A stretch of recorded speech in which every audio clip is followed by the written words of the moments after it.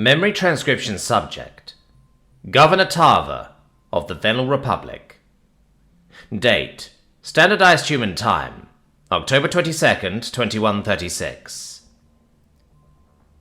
When the humans began their cultural exchange, they shared the blemishes of their history. The satellite wars almost sent the powerful nations back to the Stone Age, by their own words. Federation researchers also documented the senseless atrocities of a prior era, and noted the uncanny resemblance to Arxor brutality. It had been difficult for me to picture the Earthlings acting so violent toward each other. Those moral people killing millions of their race was unimaginable. The scale of bloodshed today forced me to reckon with that truth. I knew in my heart what the Predators were capable of, but I hadn't wanted to accept it. Sweeping their history under the rug, in favor of the empathy tests and the charitable acts toward us, was easier. Talking with Noah and Meier made me want to believe they'd changed as a species. Maybe even your human friends could act out of aggression. You've seen outbursts from both. They restrain it because of learned morality, empathy. But does Noah ever fantasize about killing people, just a tiny bit? Keep walking, Tarver. The Terran ambassador placed a trembling hand on my shoulder and made me jump. You can't go into shock. We need to get you to a hospital. Please stay with me. Tears soaked my cheek fur. Where are the other alien diplomats? I'll look for them, but Tarver needs a tourniquet, Williams. Meier growled. Yeah, I agree. Listen, Tarver, if anything happens, I want you to know that I love you, Noah whispered. You don't have to say it or feel it back. I'm going to protect you. The chocolate-skinned predator scooped me up into his arms, passion alight in his binocular gaze. His visage became fuzzy. I felt cold, despite the warmth of his body. Saline swirled around his eyes as he ripped his shirt sleeve off with his bare fingers. His nails had turned grey from grime and soot, and orange blood was smeared across his chest. There was a lot of it, sourced from my tail. Knowing the aggression hardwired into his genome should have struck sense into me. Humans were coded to be destructive and violent. Still, the fondness in my heart cried out louder than ever. My Noah was a little hot under the collar, but only when faced with injustice. I trusted him with my life. I couldn't make myself regret befriending the Terrans. I love you too, I croaked. The human's lips quivered, torn between a smile and sorrow. He wrapped the cloth around my tail tightly, and blinding pain rocketed up my spine. It felt like he was amputating the limb, wrenching it from my body with an iron fist. I yowled in agony, burying my face in his chest. His brow furrowed as he finished tying the knot. The astronaut patted my head. It's done now. I'm sorry, I had to stop the bleeding. You're going to be fine. I don't know if I am. This was an isolated incident, right? I whimpered. Honestly, we've had tragedies like this happen on Earth before, though it's rare. All I can ask is that you don't judge us by our worst individuals. This is why the Federation wants us all dead. Most humans would never do something like this. You know that. But what kind of monster would? I don't know who did this, or their motives. They're sick, with grief or some disorder. Anything I say is speculation, but we're going to hunt the bastard down. Pardon my word choice. If this was a drastic action born of anger, human emotions needed to be monitored under a microscope. I had tried to normalize the Predator's stay, and welcome them like any other class of refugees.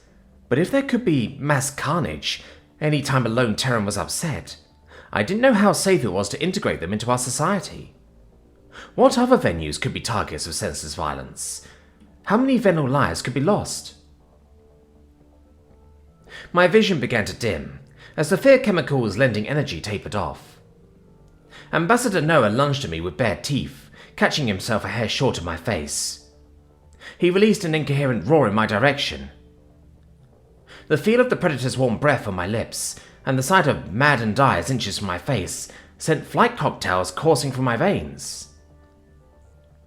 Electricity jerked to my muscle fibers. Instincts propelled me upright and sent me stumbling away blindly. It took me several seconds to realize Noah was intending to startle me awake.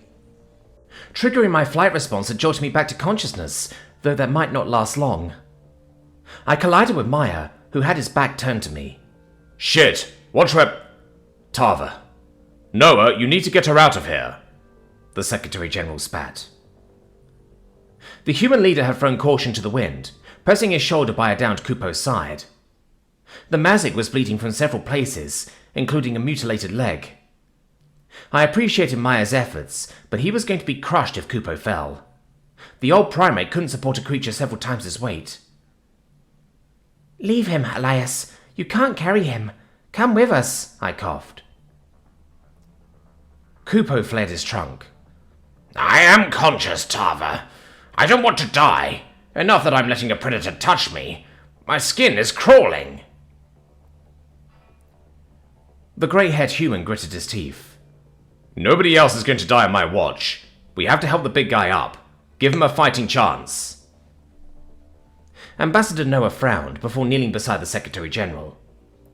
The two humans pushed Kupo off his side and hoisted him back to his round feet. The Mazik teetered on his legs for a moment, but the predators strained with the last of their might. I noticed scarlet fluid dripping through Noah's short mane.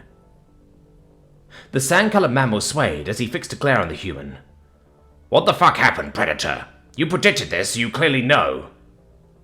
Oh, get to a hospital, President Kupo. I'm going to look for Tosser and Axley. Elias growled. Let me help. I can carry them, the Mazik president offered. In your condition? Just go. I'll deal with it. My eyes work just fine. You're not going to cover up these deaths. I won't leave until we find the Nevuk at least. Whatever. Look around. Be my guest. Kupo glanced in every direction before pointing his trunk at the Arctic-coloured biped on the floor. Elias released an audible gasp and raced to the Nevuk's side. His slender fingers crept to the pulse point above Tosser's hoof. His binocular eyes closed, and he shook his head with a defeated expression. There was nothing but gore among the human spectators, with many primates dead or dying. First responders were nowhere to be seen. We were alone in this mess. The Mazik president took a final look at the decimated auditorium before trundling over to the nearest exit. I imagined he would blame Meier for this catastrophe for a long time. I limped over to the back room where Axley was, ignoring Noah beckoning me to the exit. Ironically, the Sivkit's cowardice in the trash can left her more shelter from the blast than anyone. Her fluffy white form was huddling in the receptacle, unconscious. The rise and fall of her chest was visible, so I assumed she passed out from terror. Meier was right behind me and picked the Sivkit diplomat up with haste. That was not going to end well if she woke up carried by a predator. Noah pointed us toward the side exit with a scowl on his face. Fighting off dizziness, I sandwiched myself between the two humans. All strength dissipated as the duo ushered me for an exterior door. The shivering was unbearable, and my paws were becoming heavy as concrete. I'm ready to sleep. So cold. I gasped at Noah. Please, don't scare me again. The human grimaced. We're almost there. Just stay awake a little longer, okay? A shaken UN bodyguard brought a bright red kit over to Elias, who deferred it to Noah. The Secretary General couldn't administer first aid while his hands were full with the Civ kit. The astronaut popped open the lid and pried out the fattest syringe I'd ever seen. Before I could wince at the size of the needle, he jabbed it against my neck. An adrenaline surge caused my limbs to convulse, and I fell over, gasping. My heart feels like someone is squeezing it inside my ribcage. Sure hope my atrium doesn't burst. The hormones did the trick to stabilize my blood pressure, and I tried to get a grip of my surroundings. Rough shouts stemmed from a throng of humans by the main entrance, who were barely kept at bay by armored UN personnel. Those soldiers seemed to have been shipped by the truckload, in a hurry. Judging by the signs and vulgar language, the gathered refugees were protesting Elias Meier's arrival. I heard about this gathering, since its organizers did apply for and receive a legal permit. However, the Terran demonstrators had moved away from the designated area in the wake of the attack. Some were pushing toward the scene of the blast, though I had no idea whether it was to help or to finish off the survivors.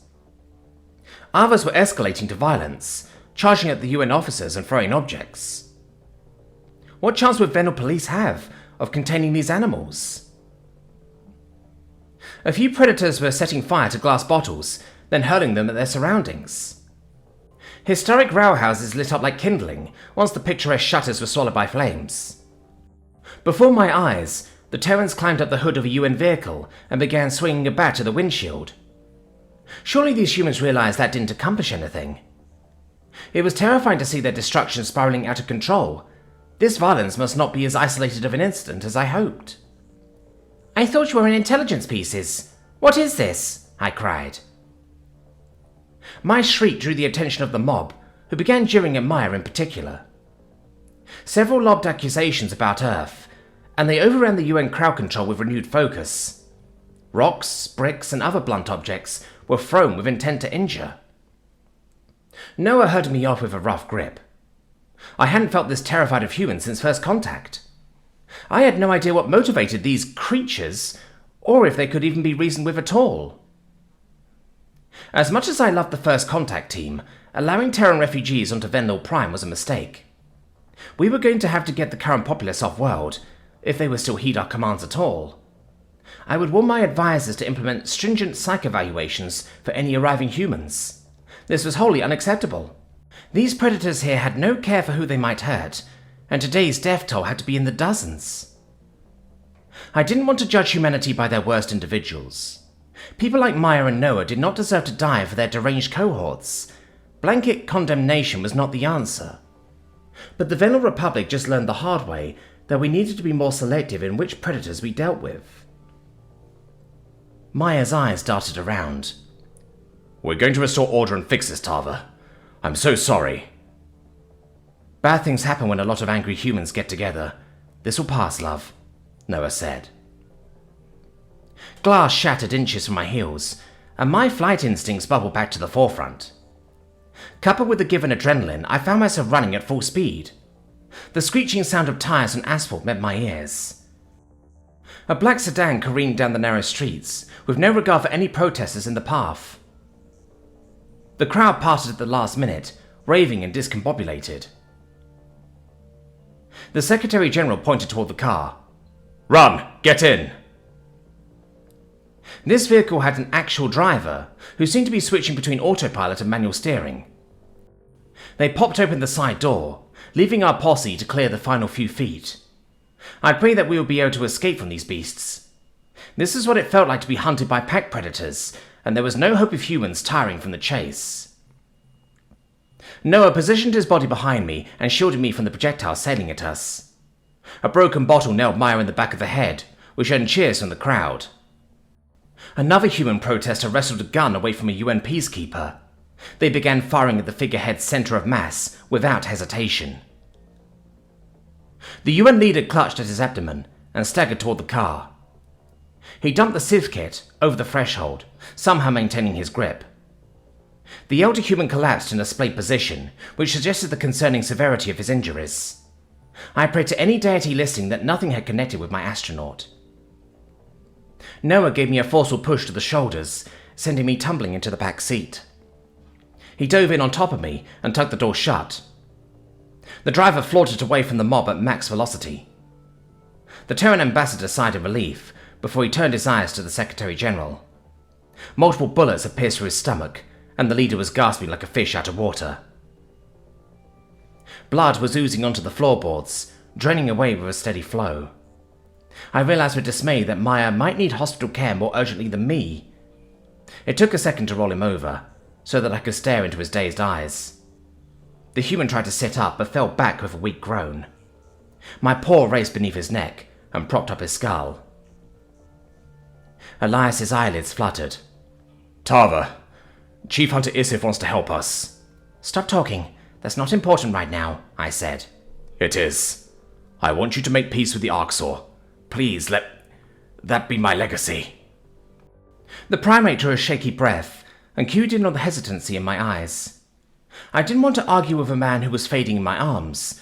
It was obvious he wanted those negotiations to work at any cost. Perhaps it was true that Issif aimed to help humanity, the only other predators in the galaxy. But that grey had outright stated that Venlor were lesser animals, a delicacy that he felt entitled to. That wasn't an open invitation to civil relations. What Issif said to you was theatrics, so he wouldn't be executed. Meier coughed. He wants to end sapient farming and the war. Need better future. Likes your spirit. Told me so. I blinked several times. And you trust him? Why would lie? At his mercy. Meier's eyelids sealed shut, as his irises rolled back in his head. Noah pried a packet of human blood from the glove box and began feeding it into the Secretary General's veins. The vehicle was less than a minute from the hospital, but every millisecond seemed like an eternity. My own weakness was creeping back in, while the UN leader's breathing grew more faint.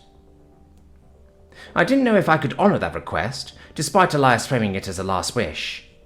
As much as I respected his discernment, the likeliest answer was that the Arxor hunter was manipulating human empathy. Issif knew the Venal Republic wanted nothing to do with him. His species had enjoyed every second of the war. Even if the Federation had starved the Greys, they used that as a free pass to slaughter everyone without exception. The tires squealed, and we veered over to the hospital's entrance. Squeaky voices alerted the other staff that an injured predator was on site, followed by recognition of this particular human. My mind was far away when Noah placed me onto a stretcher. Unconsciousness took hold as Venlo paramedics rushed two planetary leaders to critical care.